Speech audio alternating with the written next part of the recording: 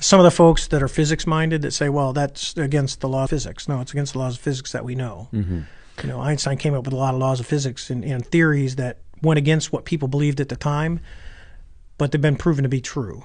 So because we don't have it now doesn't mean it's not possible. It just means we haven't figured it out. And if you talk to, you know, because I've talked to Bob, he'll tell you, I said, how long till you think what you saw, he said, at least another 100 years because our material science. It's the same thing with anything else.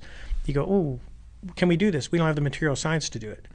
But now we do. So I was talking to him one day and I said, hey, how would you describe it? He said in 1989, because he says he got to go inside the craft. And this is obviously to the audience, if you're assuming that you believe Bob. I'll just say Bob's a very legitimate guy and he's very smart. He said, if you'd asked me, it was made out of wax and then you heat it up and then all the seams would melt because it didn't have any seams or rivets or anything like that. That was 1989. I said, what about now? This is a couple years ago. He said 3D printing. He goes, you would just 3D print it. Because if you look at anything 3D printed, you know, you can make things that move in 3D printing, but it's one solid piece.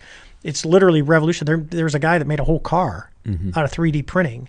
So the brake assembly is literally one unit. It's made as one unit. And the piston inside moves and it doesn't have, you can't break it, you can't, what we're probably imagining here is more of, you know, not 3D printing as we have it today, but, you know, a technological progression that would make it probably visually seamless and very strong, not what we have today. It's going to get better with everything coming out right now. With Mr. Grusch coming out, I think that's how you say his name. About Grusch, I think. Grusch. Literally saying the same thing that Bob Lazar said in 1989, and you know Bob got chastised for it. And this guy's coming out now. It's like because it's accepted. In 1989, if you just said UFO, UAP, whatever in Washington, D.C., you'd have been laughed out of your seat in Congress.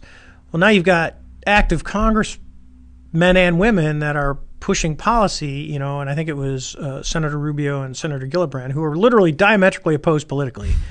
But on this thing, they're not diametrically opposed. And I've sat in rooms with both Republicans and Democrats who are diametrically opposed. And but on this topic, it's bipartisan. There is no Republican or Democrat. It's like, what are we trying to do? And all people want to do is, this is not about little green men and what it is. If it leads to something like that because we have stuff, so be it. To me, it's not important. What's important is, from our incident onward, is how do we figure out what these are? How do they work? Can we use that technology? With social media and now the support of elected officials that want to know, you know, if there is stuff, it's only a matter of time. It's only a matter of time. You can only hide so long because someone's going to talk. You can't put that back in a box.